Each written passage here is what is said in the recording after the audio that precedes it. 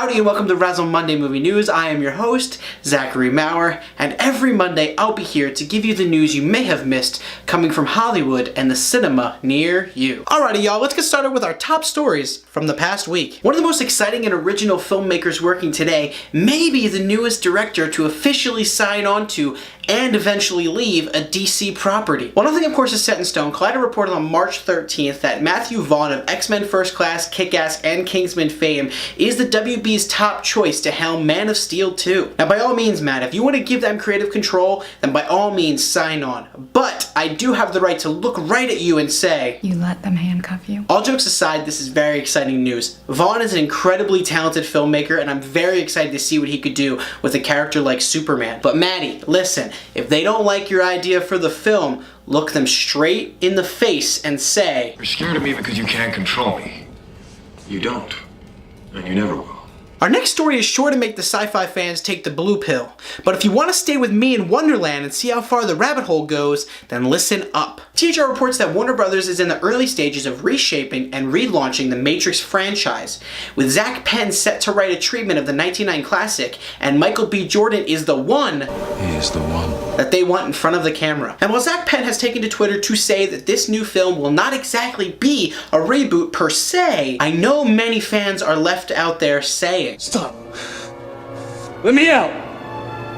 Let me out! According to a report by Slash Films and Variety's Justin Kroll, DC's The Batman film will not be making its 2018 release date. The film's new director, Matt Reeves, is busy with his newest film in the Planet of the Apes franchise till at least June. And now a new report is saying that the script is getting a page 1 rewrite. If you ask me, this is good news. But let me be 100% serious with you. I need this movie to be good. I hope DC cares about the quality. At the end of the day, DC has us in a bind here because they know we'll go and see it. And to all those people out there saying they won't see it if the movie's bad, hey, guess what? You will.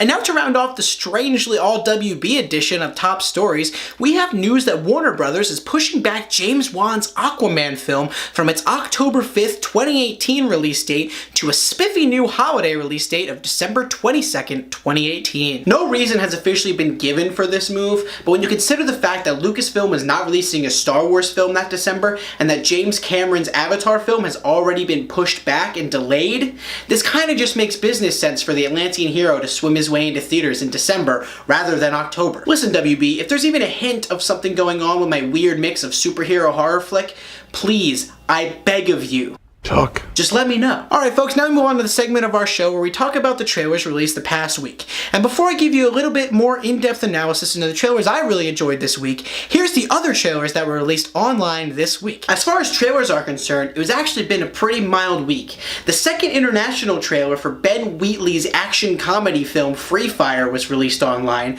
as well as the Lost trailer for the newest Smurfs animated film Smurfs The Lost Village. Transformers The Last Night also released their second trailer online, taking a page right out of the Fast and Furious franchise. We're family now. We're gonna take care of you, I promise. The Kate Mara war biopic Megan Levy released its first trailer online, as well as the first international teaser trailer for Nick Park's newest claymation film, Early Man. Now as I said before, it was a slow week for trailers, but there were still a few that excited me quite a bit. The first trailer for the period piece drama mystery thriller Voice from the Stone was released online on March 16th, 2017. The Poe-esque genre film stars Emilia Clarke and hits theaters on April 28th, 2017. Hello, I'm Zach's twin Mac, and I'm here to talk to you about the second trailer for the third film in the Despicable Me franchise. The film sees Gru and his brother Drew return to a life of villainy alongside every kid's favorite sidekick. I'm just happy to see the Minions in a supporting role again. Despicable Me 3 steals its spot in theaters on June 30th, 2017. Our final trailer to be discussed today is the first teaser trailer for Disney and Pixar's newest film, Coco. As a huge fan of Disney and Pixar, I'm very excited to see what Coco has in store for us. Coco plays its way into theaters on November 22nd, 2017. Now we've reached the part of our show where I'll briefly outline some of the smaller stories from this past week.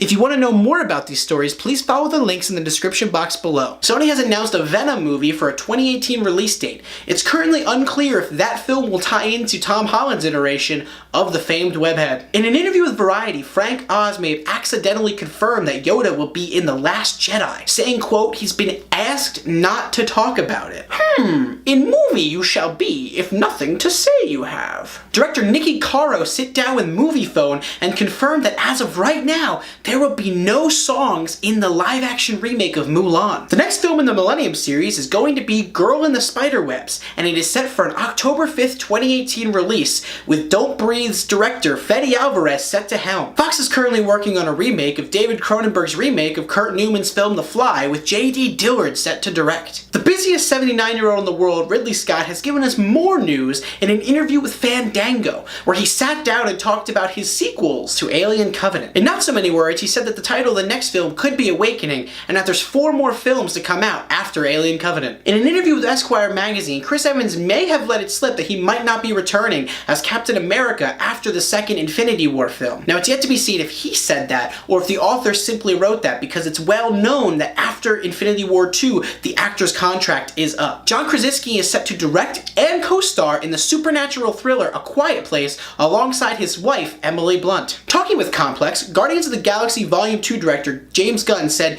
there will be a Guardians 3, that's for sure. It's still up in the air if he's going to direct the third film in his hit franchise. Variety's reported that Malin Ackerman has been cast as the villain in the new Rampage movie alongside The Rock. And Meet the Movie Press's Jeff Snyder has reported that David Goyer may direct Green Lantern Corps or Suicide Squad 2 for DC. Coming in at number 1 in the box office is Disney's newest live-action remake, Beauty and the Beast, making $170 million at the box office. If you want to know my thoughts on Beauty and the Beast, please check the description box below to follow the link to my review of the film. Coming in at number 2 in the box office is Jordan Vogt Roberts' Kong Skull Island, making $28,850,000 at the box office. If you'd like to know our thoughts on Kong Skull Island, please check out Ryan Havens' review of Kong Skull Island in the description box below. Coming in at number 3 in the box office is Fox's Logan, making $17.5 million.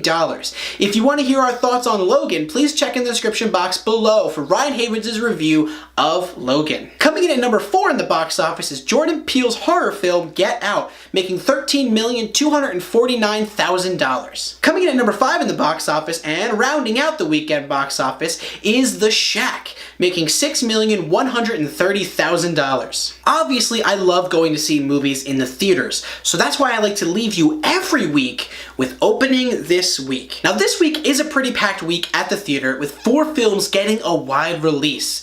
The first film is Lionsgate's newest Power Rangers film. The next film getting a wide release is Sony Pictures' sci-fi horror film Life, starring Jake Gyllenhaal, Rebecca Ferguson, and Ryan Reynolds. Also making their wide release this week are Dax Shepard's Chips and the drama sports film Slamma Jamma. Rounding off a busy week in the theaters is Woody Harrelson's comedy vehicle Wilson getting its limited release this week. Make sure to pick up your tickets to see these films when they drop in theaters this Friday, March 24th. Thank you everyone for watching. If you like the show, please like and share the episode, and make sure to come back here to Razzle for more content that we're releasing weekly. Make sure to come back here for my next installment of Razzle Monday Movie News.